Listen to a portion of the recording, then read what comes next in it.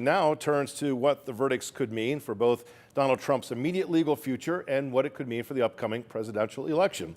Fox 43's James Corrigan is here in the studio. And James, you spoke with both legal and political experts about those very questions. I certainly did, Evan. And of course, none of their answers were based on any sort of precedent because, well, there is no precedent for anything like this. Now, the question is, what could the sentencing be on July 11th and what his outlook for an appeal is, along with what extent these guilty verdicts could have an impact in his standing in November.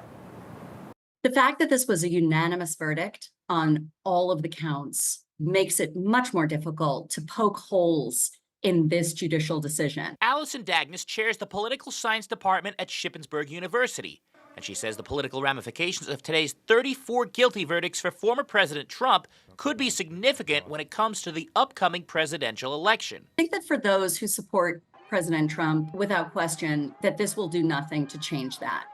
That said, I also feel fairly strongly that the American public has faith in our institutions of justice to the point that if it was as full-throated as this decision was, that they will see, okay, there was actually something there. The ramifications could be less significant when it comes to the possibility of a prison sentence for Trump, according to Widener Commonwealth Law professor Michael Domino. Well, for someone with no criminal history and a nonviolent offense like this, the sentencing generally would not include any prison time at all. It would be probation or perhaps some kind of restriction on his freedom and on his movement going forward. Regardless of the ultimate sentence, the appeals process will now begin, and Domino says it could be a while before it ends. In formal terms, the defense will have 30 days from the entry of judgment,